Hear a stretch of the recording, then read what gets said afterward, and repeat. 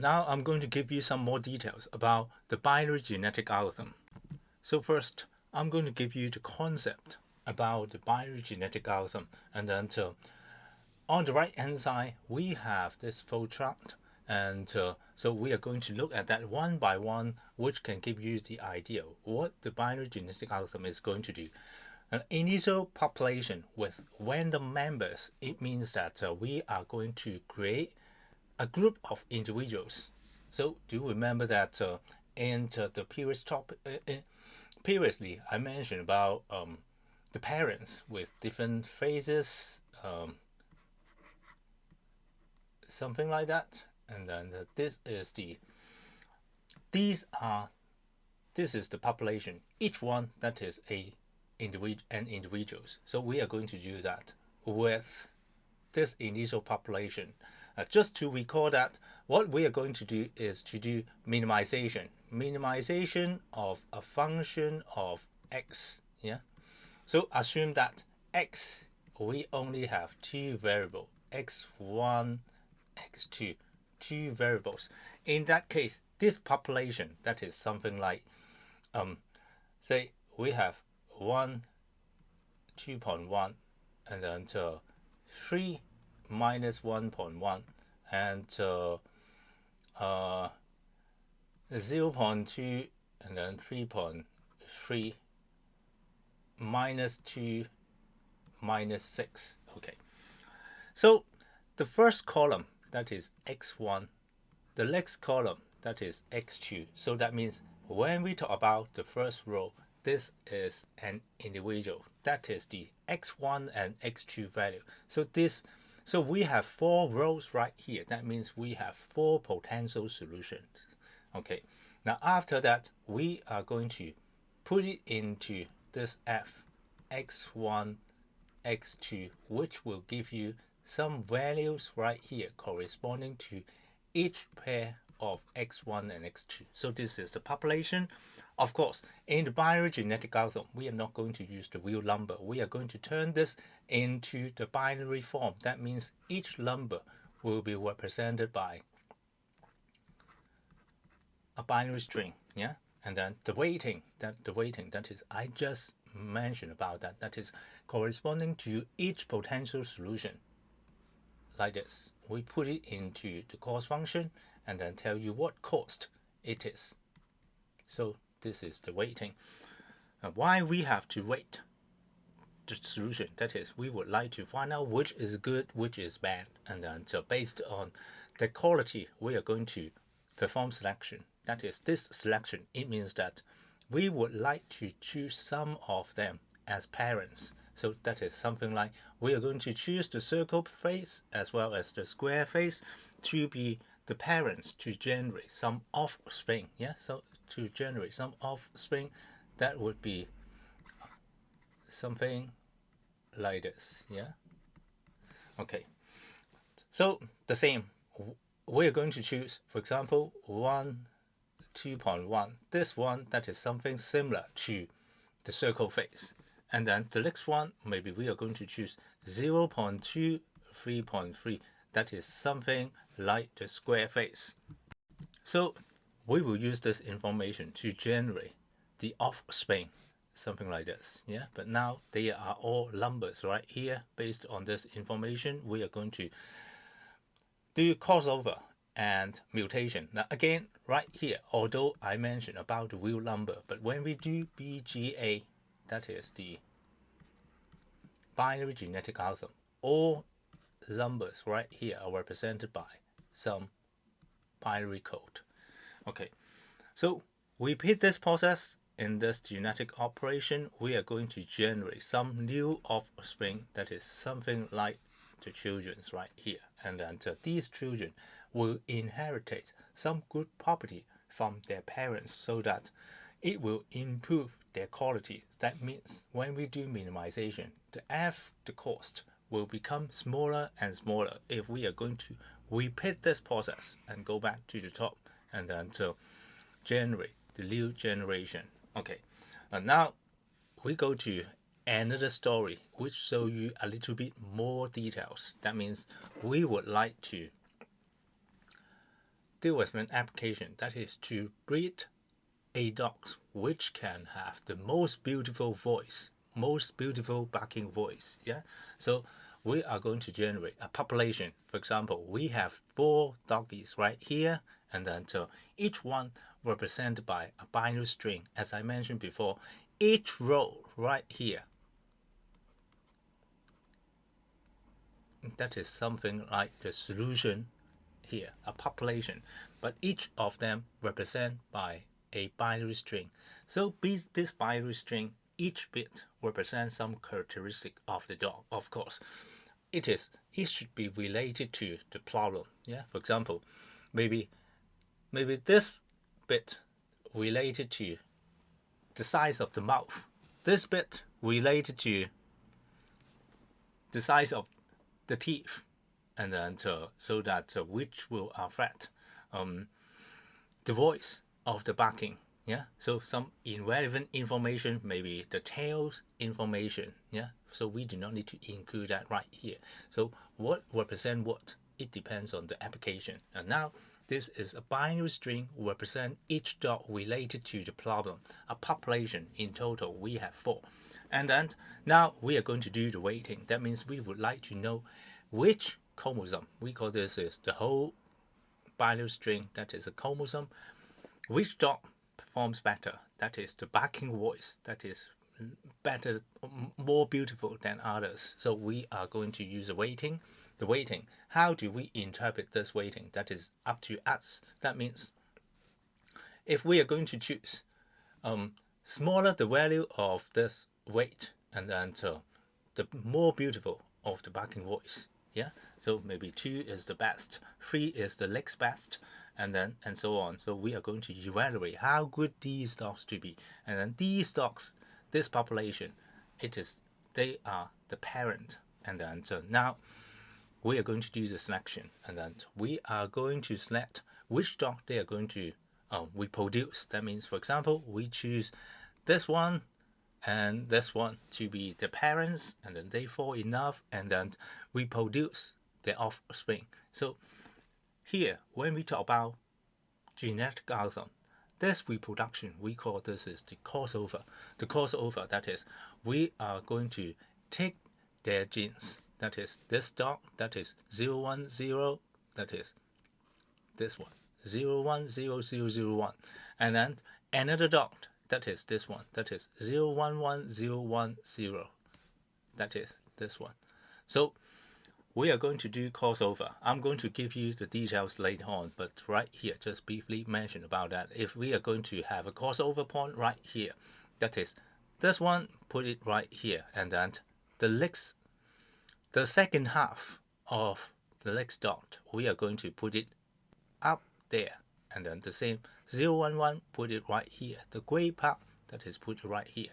It seems that we are going to do the crossover, just treat the 2 binary string, and then these are their offspring. Yeah, so we have 2 new dogs right here, and then so now what we are going to do, that is to introduce mutation. That means we are going to randomly pick some genes. For example, this one, that is this, and then so we are going to pick this one to flip the content from 1 to 0 or 0 to 1.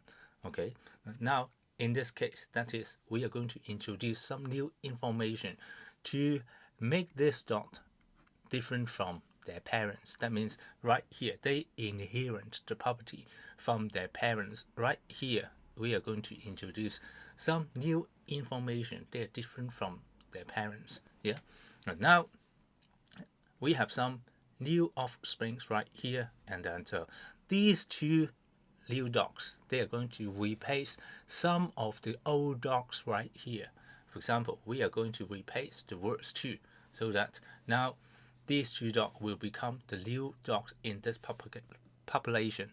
So go back to the top, repeat this process, and then later on you will just find out that if all this process, we do it right, and then we are able to improve the quality of the population, iteration by iteration or generation by generation. Yeah, okay.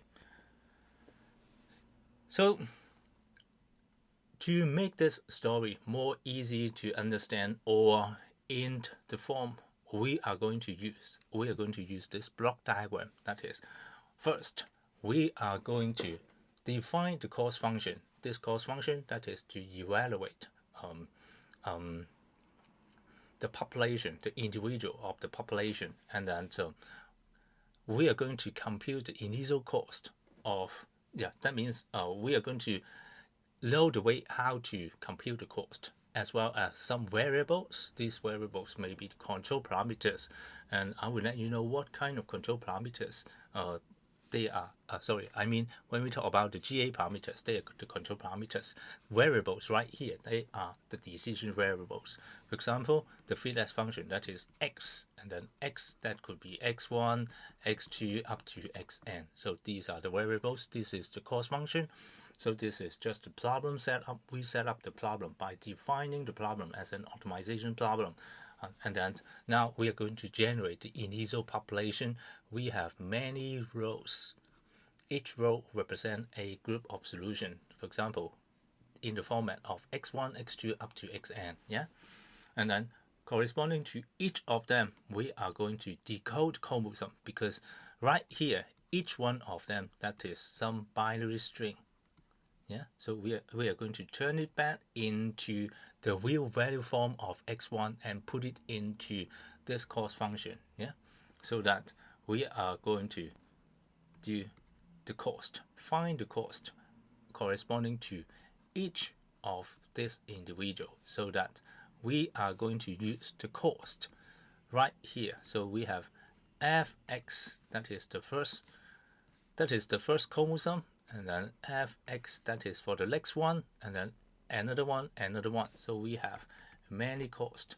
According to this cost, we are going to select which one of these guys to be the parent right here to do crossover and mutation, and then we are going to check whether the algorithm converge or not. If not, go back to the top, and then, because right here, after we do the mutation and crossover and mutation, we have a new population, and then in this new population, we are going to replace some worse chromosome, so that update the quality of the overall population. Okay, so we will talk about all these the overall procedure, as well as every single element right here. Yeah. Okay. And now, this is the binary genetic algorithm procedure. Yeah. So we follow these steps, and then as I mentioned before, corresponding to each chromosome, we need to find out the binary string representing the solution. Yeah. Now, say we are going to have to minimize this cost, x1, x2. Minimize that. So we have two variables. Yeah. Sometimes I use a vector. A vector represent the two variables, and then now we have these x1 and x2. Each of x1, x2, we have to put it as a binary string. For example, the binary string, the x value, that is 25.3125. We are going to convert this into binary number. So we are going to do these two parts. The first one, that is the integer part, that is 25. 25 divided by 2, because the basis, that is 2, because we want to find the binary string. So 25 divided by 2, the quotient, that is 12, and then the remainder, that is 1. Keep dividing that, quotient 6, and the remainder, that is 0, and then 6 divided by 2, that is 3, and then remainder 0, and 2, 1, the remainder, that is 1. So we have 1, 1, 0, 0, 1. So we read it in this way: 1, 1, 0, 0, 1. That is the integer part. For the fractional part, we are going to do the multiplication. 0.3122, that is this bit, times 2. Consider the digit before the decimal point, that is 0. Put it right here, and then 0.625 times 2, 1.25. Take this one here, and this one becomes 0. So we have 0.25 because we take away this one. Times 2 is 0.5. Take this 0 right here. So we still have 0.5 times 2. It becomes 1. Yeah. Okay. This process can be infinite. Yeah. So can be which can produce infinite length of the string, but up to certain precision, if we reach our expected precision, we can stop. Now we are going to read it from the top. Right here, we read it from the bottom. Now we read it from the top. 0101, and then that is 0.3125.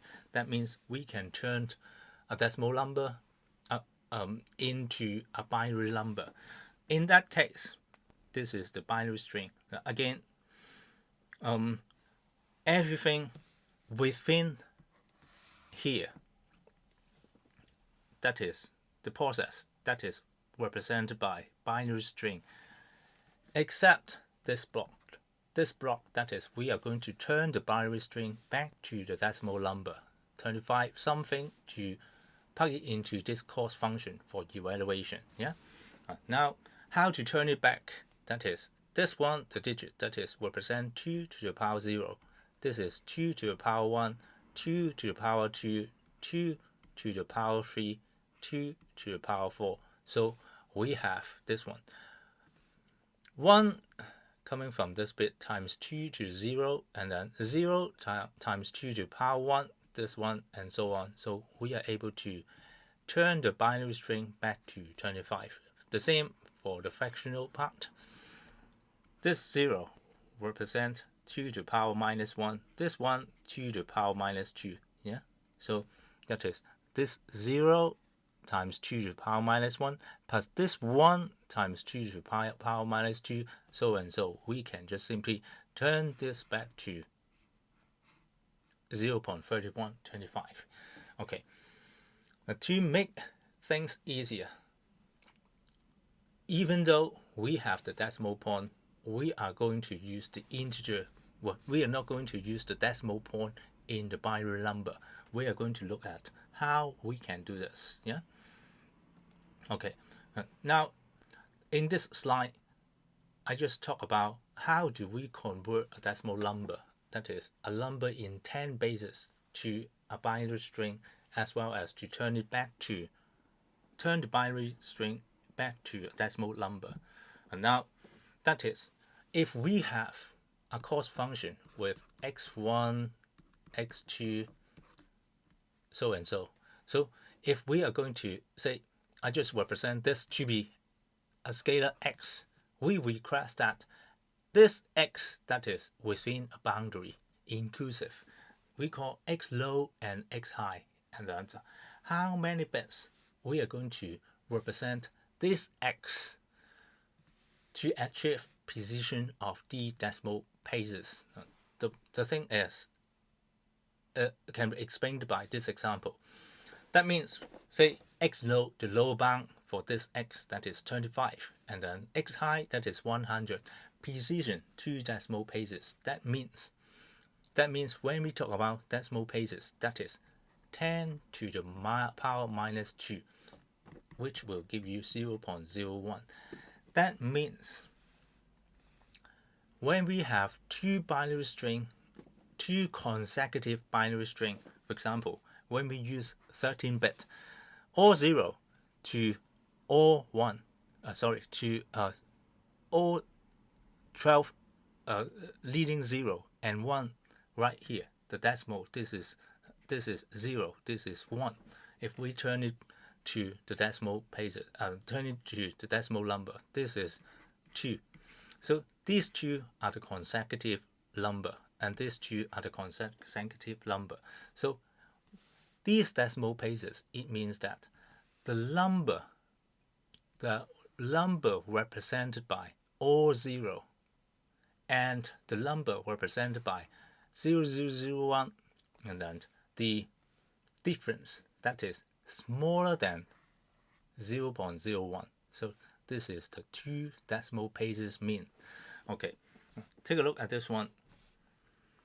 We have this equation, x high minus x low, if you are given d, and then that is the d decimal places, and then this one divided by 10 to the power minus d less than or equal to 2 to the power m minus 1. M, that is the number of bits we are going to use, so that this binary string representing this range will achieve these 2 decimal places precision. That means 2 consecutive number of 2 binary representation in the decimal space. The difference that is less than 0.01 if d that is 2. Okay. Now this one just give you an example. All 0 represented by, actually it represents the number 25. 12, 0 and 1, that is 25.0092. So you will just find out that the difference that is less than 0.01. Yeah, so this is the precision. Okay, and now we are going to look into further details about this slide. What this equation it is, what it means by this decoding, and then as well as how do we represent this range using these numbers, using the binary string. So this one that is about an animation just to show you what we are going to do. Our objective that is when we have an x in the range of x low and x high, so I can just draw a number line right here. This is the lower boundary, this is the upper boundary. We would like to divide into a number of discrete value. Yeah, so we have the discrete value indicated by this text right here. So now at the moment we do not know how many segments. Yeah, we do not know how many segments of this size we are going to use. Yeah, so we are going to have many texts right here, and then now the problem is the thing we would like to do is that for x low we are going to use all 0 to represent, we use the binary string all 0 to represent this x low. Yeah, this x low not necessary to be 0, because if you are talking about converting this binary string back to a decimal number, it is 0, but it is not. We just use the binary string as a code to represent the numbers in between this value, x low and x high. So all 0 represent x low, all 1 represent x high. Now, if you are given a decimal places d, that means we would like to find out the number of bits for this representation, so that the difference between every 2 consecutive number, that is these 2 texts, the difference that is less than 10 minus d. Okay, so the idea that is x high minus x low, x high minus x low, that is the length of this line. Okay, the length of this line. 2 to the power m minus 1, that means m, that is the number of bits for this m string of this string. So we have m bits. So it means that 2 to the power m minus 1, that means we are going to separate this line into 2 to the power m minus 1 segments. Okay, the total length of this line, that is x high minus x low, and then the total segments right here, 1, 2, 3, and so and so. So that means it just defined that the length of each segment, that is this number. Okay, we require that this number, the segment length, that is less than 10 to the power minus d. Okay, so now the next number, if we already define all these segments, the number of segments, and then we are going to just start from all 0. The next one, that would be 0, 0, 0, 1, and then the next one will be 0, 0, 0, 1, 0, and then and so up to all ones. Yeah. Okay. And now, how to determine the number at the point? What I mean the number, that is in the x value, that is right here. So what all 0 and then the last digit 1 represent, what would be this value, what would be this value, so and so. And now I'm going to use a simple example. That is the example right here. So x low, that is 5. X high, that is 10. That means in this number line, this number, that is low. This number, that is the highest value, 5 to 10. So when we talk about x high minus x low, that is 10 minus 5, that is the length of this number line. Yeah, so the length right here. Now, if we would like to have a decimal places, that is 0.1, we expect that the segment size right here, that is less than 0.1. Okay, now how many segments we require so that each segment, the size, that is less than 0.1. Yeah, so we can do it by try and error. Yeah, so we are going to say 10 minus 5, that is the length, 5 divided by a number right here, so that this number, that is less than 0.01. Yeah, okay. However, if we are going to choose a number that is exactly give you 0.01, so that is we are not able to fully use the binary string. For example, if we are going to have 3 segments, okay, that means question mark right here, that is 3. We are going to have 3, maybe I'm going to use 2 segments. That means we are going to have 3 points, 1, 2, 2 segments. Again, according to this one, we are going to have all 0 right here. Yeah, so 0, and then this is 1, 1. And now this one, we do not know how to assign that, because the next one, it should be 0, 1. But what about 1, 0? We don't have a number right here. Yeah, so that means we cannot use fully the binary string. And now this is the thing I'm going to do.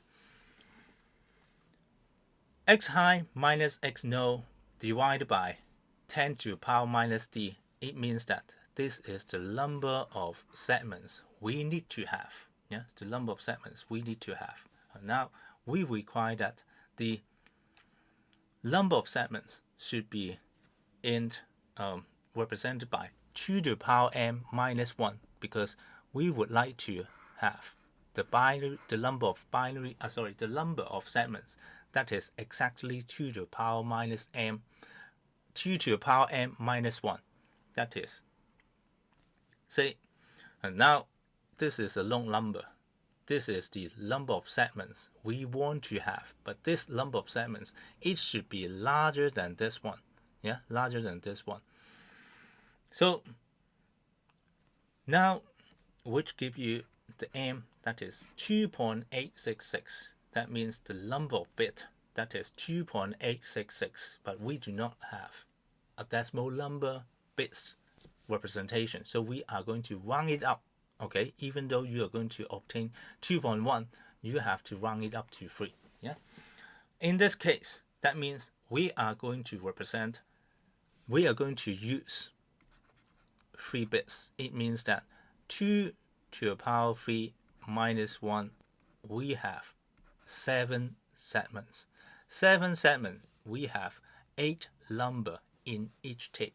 Yeah, so that means we are able to have the digits, the binary string from all 0 to all 1.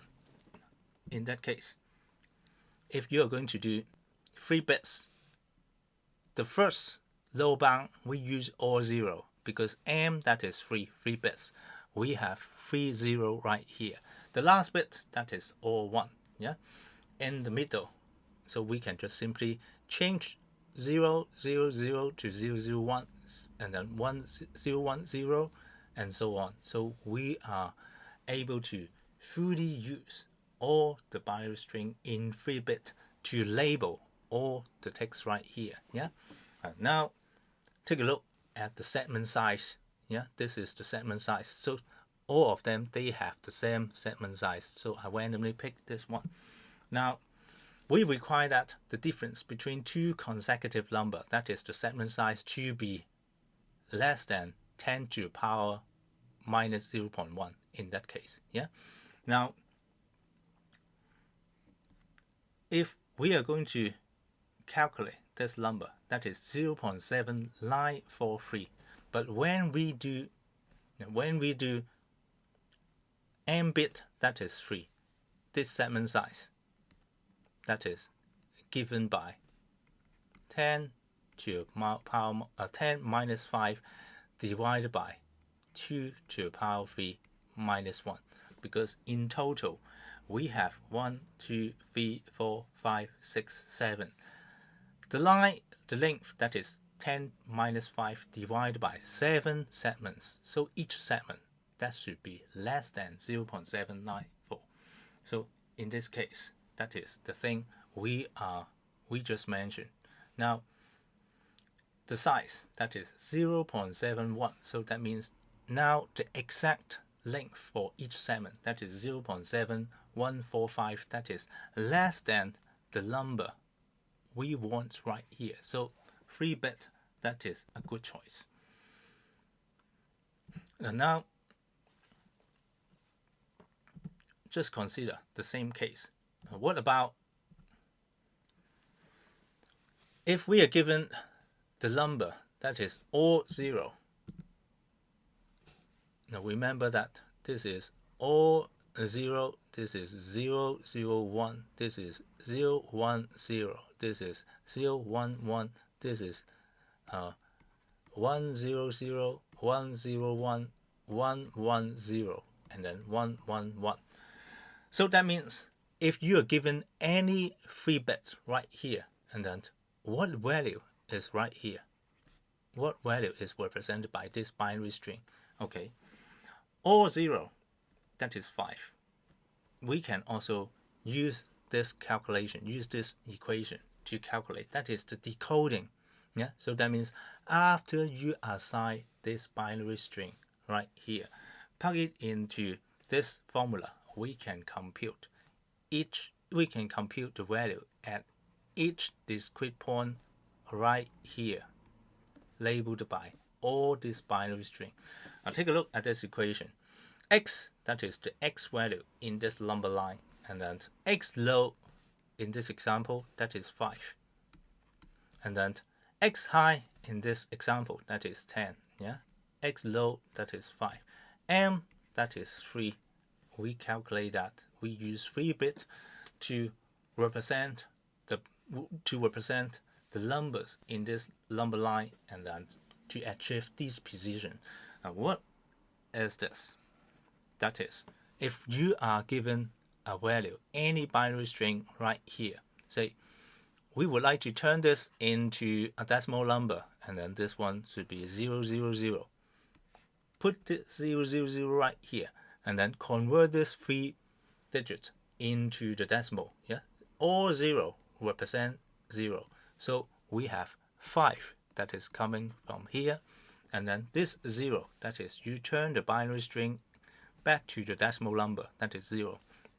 And then this one just give you 0.714543. Yeah, so it is 5. When we go to this point, this is 0, 0, 1. So we no longer consider 0, 0, 0. We put 0, 0, 1. So 0, 0, 1, this binary number represent 1 right here. Yeah, so the same X low, that is 5, and then this is the segment size. So 1 times 0.7143. This one just gives you an idea that this point, that is represented by 5 plus 1.1 times 0.7143. The physical meaning is that starting from this point, we move one segment to the right. So we add this segment, and then we get this point. And now we move on to this one. 0, 1, 0. Turn it to decimal number. It is 2. And then this 2 in this number line, it just represents 5 plus 2 segments. So we have 5 plus 2 times 0.7143, and so on. This is 3 segments, 4, 5, and 6. Yeah, counting from here. 1, 2, 3, 4, 5, 6. So 6 segments plus the offset, that is this value. And then the same for this one. 5 plus 7 segments. We can achieve 10. So in this way, we are able to use this binary string, 3-bit binary string, to add to. We use the binary string to represent these discrete value. Yeah.